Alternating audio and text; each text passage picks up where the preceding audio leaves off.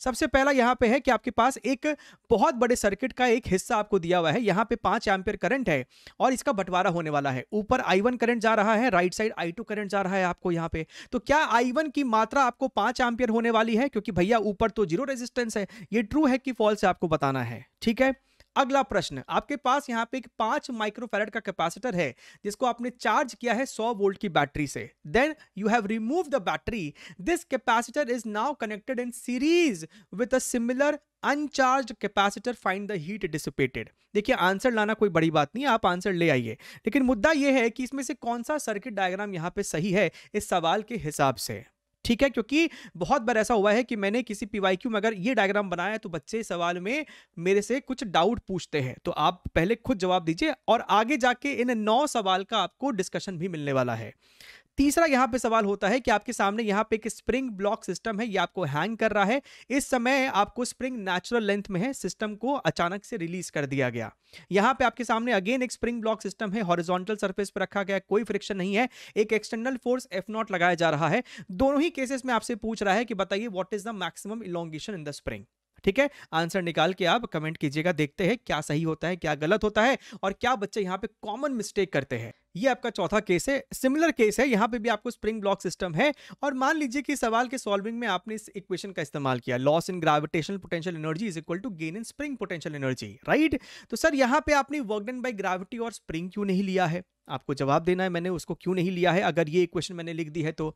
पांचवा सवाल यहां पे है कि मान लीजिए किसी सवाल में हमने यूज किया है delta U is equal to NCV delta T, तो क्या इसका मतलब है कि वो प्रोसेस आइसोकोरिक प्रोसेस था, ट्रू या फॉल्स, ठीक है। छठा सवाल, आपके सामने यहां पे एक सॉलिड स्फीयर है और यहां पे मास डेंसिटी वेरिएबल है, rho is equal to rho naught R kg per metre cube. अगर हम किसी अंदर के डिस्टेंस की बात करें where x is less than capital R, तो वहां पे ग्रेविटी निकालने के लिए क्या हम लोग इस फॉर्मूले का इस्तेमाल कर सकते हैं, gm x upon R cube, right, where m is the total mass of the system. अगर नहीं कर सकते हैं तो क्यों नहीं कर सकते हैं। सातवां सवाल है, आपके सामने यहां पे एक बबल है जो कि एक लिक्विड के अंदर है और हमको यहां पे दो इक्वेशन दिया हुआ है, भैया P1 minus P2 2s by are होगा कि 4s बाई आर होगा, आपको जवाब देना है। आठवां यहां पे है कि आपके पास एक सवाल है, उसका एक हिस्सा यहां पे लिखा हुआ है, a gas is in a closed vessel, उसके बाद आपको डैश डैश डैश कुछ कुछ सवाल में लिखा हुआ है। Which equation you will use to find heat exchanged if asked in the question, ठीक है। नौवा यहां पे है कि भैया इन ऑल्टरनेटिंग करंट वहां पे एवरेज पावर का इसमें से कौन कौन सा इक्वेशन आप इस्तेमाल कर सकते हैं, I R M S V R M S cos phi, I square R M S R, V square R M S by R, या फिर सिर्फ I R M S V R M S, more than one correct, इसमें एक से ज्यादा option भी आपको सही हो सकते हैं।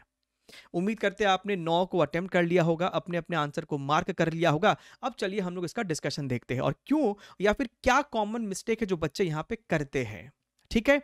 सबसे पहला यहां पे आपको सिचुएशन था कि भैया 5 एम्पीयर करंट है, इसका बंटवारा होता है, तो बच्चे यहां पे अमूमन गलती क्या करते हैं, उनको ये बात दिमाग में जहन में है कि भैया ऊपर यहां पे ऊपर में जो आपको वायर है उसमें जीरो रेजिस्टेंस है, तो पूरा का पूरा करंट वहीं से सर पास कर जाना चाहिए। इस केस में ऐसा नहीं होगा, ये तब होता है जब दो रास्ता जो उसको चुनना है, राइट, नीचे वाला रेजिस्टेंस शॉर्ट सर्किट होना चाहिए था या फिर नीचे वाले रेजिस्टेंस के अक्रॉस पोटेंशियल डिफरेंस जीरो होना चाहिए था।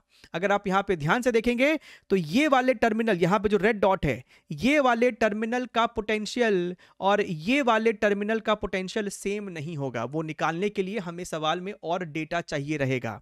कहां पे होता है वो चीज, नीचे वाले डायग्राम में। अगर डायग्राम नीचे वाला जैसा दिखता तो आप ये कहते कि पूरा का पूरा 5 एम्पीयर करंट सर ऊपर से पास कर जाएगा, नीचे से कुछ नहीं जाएगा, क्योंकि 20 ओम के क्रॉस पोटेंशियल डिफरेंस जीरो है, तो वो सर शॉर्ट सर्किट है इस समय। ये हुआ आपका रियल यहां पे कॉन्सेप्ट। यहां पे हड़बड़ा के बच्चे 5 एम्पीयर ऊपर से भेज देते हैं। सर कैसे निकालेंगे, उसके लिए पूरे सवाल का आपको जानकारी होना चाहिए कि how to find potential of this point and this point, ठीक है। दूसरा मैंने आपसे यहां पे पूछा था कि भैया इसमें से कौन सा डायग्राम सही है, भैया दोनों ही डायग्राम यहां पे सही है। सीरीज में लिखा हुआ है, इसका मतलब ये नहीं कि आप इसको ऐसे बना के सॉल्व करेंगे। आप ऐसे बना सकते हैं, लेकिन आप इसको इस हिसाब से, राइट वाले फिगर के हिसाब से रीअरेंज कर सकते हैं, क्योंकि कोई फर्क नहीं है। अगर हमने यहां पे प्लेट को नंबरिंग कर दिया है 1 2 3 4, तो डायग्राम में 2 और 3 आपस में साथ में कनेक्टेड है। तो हमने वही तो किया है, 2 और 3 आपस में साथ में कनेक्टेड है, और ये जो आपका चौथा प्लेट है, फोर्थ प्लेट, वो यहां पे फर्स्ट नंबर प्लेट से आपको कनेक्टेड है, तो हमने फोर्थ को फर्स्ट से कनेक्ट कर दिया है। ये डायग्राम बनाने के बाद अब आप यहां पे जो भी आपके पास इक्वेशन है, जो भी फॉर्मूला, आप उसको इस्तेमाल करके हीट डिसिपेटेड निकाल सकते हैं। इसका डायरेक्ट फॉर्मूला भी आप इस्तेमाल कर सकते हैं, हमारे रिवीजन वीडियो में है, या फिर आप इसको डिराइव भी कर सकते हैं। तीसरा यहां पे सवाल था कि सर इसमें हम मैक्सिमम इलोंगेशन कैसे निकालेंगे। बच्चे यहां पे गलती क्या करते हैं, बच्चे net force is equal to 0 करके आंसर सॉल्व कर देते हैं, राइट। यानी कि पहले केस में वो mg is equal to kx कर देंगे, और दूसरे केस में वो f not is equal to kx करके आंसर निकाल देंगे, और दोनों ही आंसर गलत है भाई साहब। ठीक है, इसको करने का सही तरीका क्या है, पहले केस में एनर्जी कंजर्वेशन, दूसरे केस में वर्क एनर्जी थ्योरम। यहां पे आप क्या करोगे भैया, शुरुआत में सिस्टम रेस्ट पे था, ये पहले फिगर में शुरुआत में ब्लॉक रेस्ट में था, जब मैक्सिमम इलोंगेशन हुआ होगा तब भी ब्लॉक रेस्ट पे रहा होगा, तो आप यहां पे change in kinetic energy, change in potential energy वैसे सोच सकते हो। यहां पे काइनेटिक एनर्जी में कोई भी चेंज नहीं आया है, तो क्या हुआ, यहां पे ग्रेविटेशनल एनर्जी का लॉस हुआ है और स्प्रिंग का गेन हुआ है। तो यहां पे आप लिखोगे mgx loss in gravitational potential energy and half kx square gain in spring potential energy. यहां से आप आंसर निकालोगे x का। दूसरे केस में आप लगाओगे वर्क एनर्जी थ्योरम, क्योंकि एक एक्सटर्नल फोर्स आ गया है, तो यहां पे आप लगाओगे कि भैया work done by external force is equal to delta K plus delta U, right. Again इस समय शुरुआत में ब्लॉक रेस्ट पे है, जब मैक्सिमम इलोंगेशन हुआ होगा तब भी ब्लॉक आपको रेस्ट पे होगा, तो डेल्टा के 0 है और डेल्टा यू आपको कितना हो जाएगा, हाफ के एक्स स्क्वायर, और ब्लॉक ने भी एक्स डिस्प्लेसमेंट किया होगा, तो वर्क डन भी आपको हो जाएगा एफ नॉट एक्स। यहां से आपको एक्स की वैल्यू निकल के आएगी। तो दोनों ही केस में आप net force is equal to 0 का इस्तेमाल नहीं कर सकते हैं, और रियलिटी में क्या होगा इन दोनों ही केस में, जहां पे नेट फोर्स 0 हो रहा है वहां पे ब्लॉक के पास एक मैक्सिमम वेलोसिटी होगी। इसके लिए आपको इसको थोड़ा सा और डीप थिंकिंग करना पड़ेगा, बट फिलहाल के लिए इस बात को नोट करके रखें, ठीक है। चौथा यहां पे आपको था कि भैया सर आपने इस वाले सवाल में ये इक्वेशन तो लिखा, लेकिन what about work done by gravity and your work done bye spring. तो जनाब आप एक इक्वेशन में क्या तो पोटेंशियल एनर्जी के बारे में बात करेंगे या फिर आप उसके वर्क डन के बारे में बात करेंगे। एक ही इक्वेशन में दोनों का इस्तेमाल नहीं करते हैं, इस बात को ध्यान में रखिए। बाकी अगेन आप फिर हमारा वर्क एनर्जी थ्योरम वाला वीडियो देख सकते हैं फॉर डीप अंडरस्टैंडिंग। पांचवा यहां पे सवाल था कि सर ये ट्रू है कि फॉल्स है, तो भैया ये कंप्लीट एक फॉल्स स्टेटमेंट है। इंप्लाइज नहीं बोल सकते, पॉसिबिलिटी है, लेकिन एनसीवी डेल्टा टी का मतलब ये नहीं होता है कि प्रोसेस 100% आइसोकोरिक ही रहा होगा। क्यों, आपको बताते हैं भैया। आपका डेल्टा यू का ओरिजिनल फॉर्मूला होता है FRN डेल्टा टी बाई 2, और ये संजोग की बात है कि आपको FR/2 का फॉर्मूला होता है CV। तो हम लोग FR/2 की जगह बार बार CV लिख देते हैं, जस्ट दैट। तो प्रोसेस कैसा भी हो, आप delta U NCV delta T का इस्तेमाल कर सकते हैं, आइसोकोरिक हो या नहीं हो। छठा यहां पे भैया, यहां पे आप कैसे इस्तेमाल कर सकते हो। बच्चे पूछते हैं कि सर आपने इस फॉर्मूले का इस्तेमाल क्यों नहीं किया। आप इस फॉर्मूले का इस्तेमाल तभी करते हो जब आपका डेंसिटी कांस्टेंट हो। वेरिएबल होने के वक्त आप इस इक्वेशन का इस्तेमाल करोगे, that is gravity is equal to G mass inside upon x का स्क्वायर, जहां पे mass inside is mass inside x radii sphere. मान लीजिए आपसे इस एक्स दूरी तक हमसे यहां पे ग्रेविटी पूछता है, तो इस एक्स रेडियस के अंदर कितना मास है पहले वो पता करना पड़ेगा बाय यूजिंग इंटीग्रेशन, ठीक है। तब जाके आप इस फॉर्मूले का इस्तेमाल करके आंसर निकालते हो, राइट। तो इसका इस्तेमाल नहीं कर सकते हैं अगर आपका डेंसिटी कांस्टेंट नहीं है तो।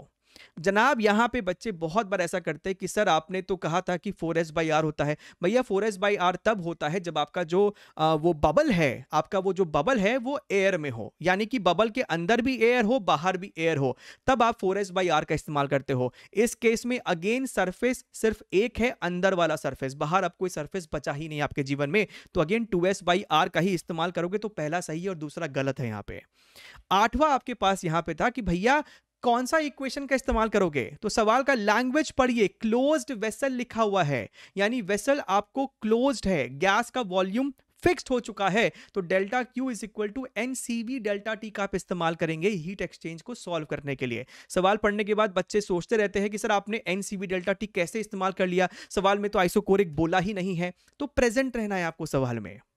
यहां पे बच्चे मेरे से पूछते हैं कि सर आपने कभी कभी I square R M S R का इस्तेमाल किया, why not V square R M S by are.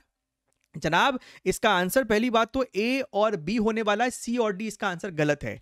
Original formula I R M S V R M S cos phi होता है, राइट। आप वी आर एम एस को I R M S into Z लिख सकते थे और cos phi को R by Z, Z से जेड आपका मर जाता, I square R M S R. तो ये बी वाला फॉर्मूला सही है। लेकिन वी स्क्वायर के टर्म्स में अगर आपको आंसर चाहिए तो आप आई आर एम एस को मैनिपुलेट करोगे V R M S by Z से। वी आर एम एस की जगह आपने वी आर एम एस लिख दिया, कॉस फाई की जगह आर बाई जेड लिख दिया, तो आपका ये इक्वेशन बनता V square R M S R upon Z square. तो आप ए और बी का इस्तेमाल करेंगे, सी और डी का आप इस्तेमाल नहीं कर सकते हैं। पहला यहां पे आपके सामने मिसकंसेप्शन है या सिली मिस्टेक से जो बच्चे करते हैं इलेक्ट्रोमैग्नेटिक वेव से। अब होता क्या है कि आपसे इस पर्टिकुलर टॉपिक से इस फॉर्मूले पे बेस सवाल बहुत पूछे जाते हैं, जहां पे आपको सी की वैल्यू को सब्स्टिट्यूट करना पड़ता है। भैया किसी किसी सवाल में तो आपको सी की वैल्यू दे देता है, लेकिन अगर नहीं दिया हुआ है तो सी की वैल्यू को आंख बंद करके इतना नहीं लेना है हर समय। आपको सी का फॉर्मूला ध्यान में रखना है ओमेगा बाई के, यानी कि अगर इस सवाल की बात करेंगे तो दिस अपॉन 5 करोगे ना तो आपको वहां पे वो वैल्यू को सब्स्टिट्यूट करना है। बच्चे 3 into 10 to the power 8 put करते हैं, गलत आंसर लेके आ जाएंगे। ठीक है, आप कमेंट करके बता सकते हैं कि इन सातों में से किस किस में आप भी इसीलिए मिस्टेक्स कर सकते थे। मॉडर्न फिजिक्स से हमने यहां पे 3-4 एग्जांपल लिया है, ध्यान से देखिएगा। 2023 का ये दोनों आपको प्रीवियस ईयर क्वेश्चन है। बच्चे करते क्या है जब इस प्रकार का सवाल होता है, खासकर इंटीजर टाइप में, अपने मन से कोई वैल्यू नहीं लेना है। इन्होंने अगर बोला है कि h की वैल्यू को इतना लो तो इतना ही लेना है, और अप्रैल अटेम्प्ट में इन्होंने ही h की वैल्यू को देखो चेंज कर दिया है। इन्होंने कहा कि इतना लो तो फिर इतना ही लेना है, तभी जाके आपका वही इंटीजर आएगा जिससे आपको आंसर मिलने वाला होगा। अपने मन से दिमाग नहीं चलाना है उस वक्त। ठीक है, एक और दिखाता हूं, तीसरा एक और सिली मिस्टेक जो बच्चे करते हैं, या फिर आप इसको ब्लंडर बोल सकते हो, मॉडर्न फिजिक्स का ही है, 2022 का ही ये दोनों सवाल है।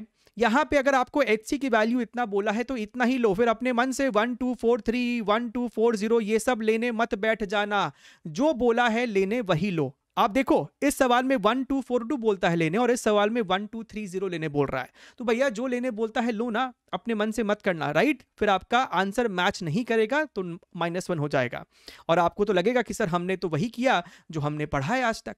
ठीक है, फोटो इलेक्ट्रिक में बच्चे एक सिली मिस्टेक करते हैं।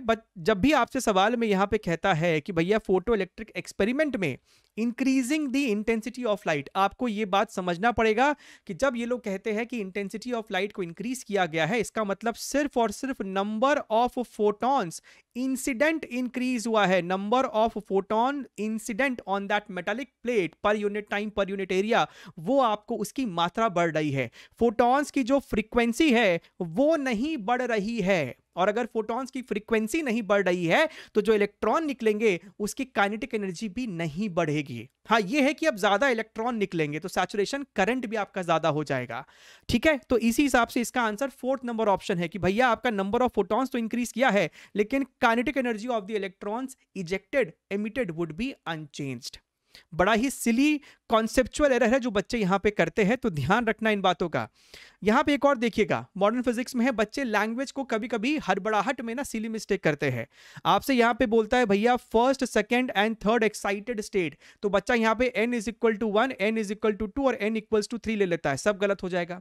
फर्स्ट एक्साइटेड स्टेट बोल दिया है, फर्स्ट एक्साइटेड स्टेट का मतलब होता है आपको n = 2, सेकेंड एक्साइटेड स्टेट का मतलब होता है n = 3, थर्ड एक्साइटेड स्टेट का मतलब होगा n = 4। मुझे पता है कई बच्चों के लिए बड़ी नॉर्मल सी बात है, लेकिन भैया एग्जाम के प्रेशर में ना, जब आप उस माहौल में बैठोगे, राइट, कमेंट करके बताना, जब आप उस माहौल में बैठोगे ना तब यही गलतियां होंगी, और ये गलतियां देखते आ रहे हैं भाई साहब हम लोग, राइट। तो एक्सपीरियंस से, अनुभव के बेसिस पे आपको ये सब चीजें बताई जा रही है। ध्यान से देखिएगा, एक और ही बड़ा टेक्निकल कॉन्सेप्चुअल सिली मिस्टेक बच्चे करते हैं, एरर करते हैं। यहां पे मान लीजिए आपको यहां पे एक यूनिफॉर्मली चार्ज रिंग दिया है और उसके एक्सिस पे आपको एक और स्मॉल चार्ज क्यू है, और ये चार्ज आपको सेंटर से आर दूरी पे हमसे कहता है कि भैया इस चार्ज को, और दोनों ही पॉजिटिव चार्ज है, ये भी पॉजिटिव ये भी पॉजिटिव, राइट।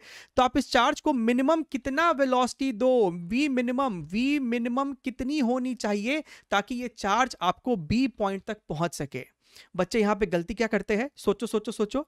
बच्चे यहां पे गलती ये करते हैं कि एनर्जी कंजर्वेशन तो लगाते हैं, अच्छी बात है लगाना ही पड़ेगा, लेकिन वो एनर्जी कंजर्वेशन लगाते हैं ए पॉइंट और बी पॉइंट के बीच में। गलत।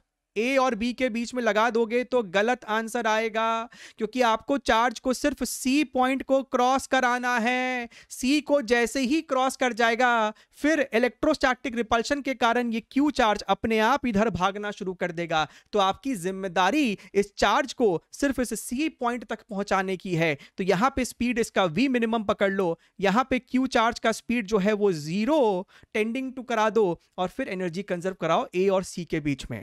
ठीक है, बहुत ही जेन्युइन मिस्टेक है जो बच्चे कर रहे हैं।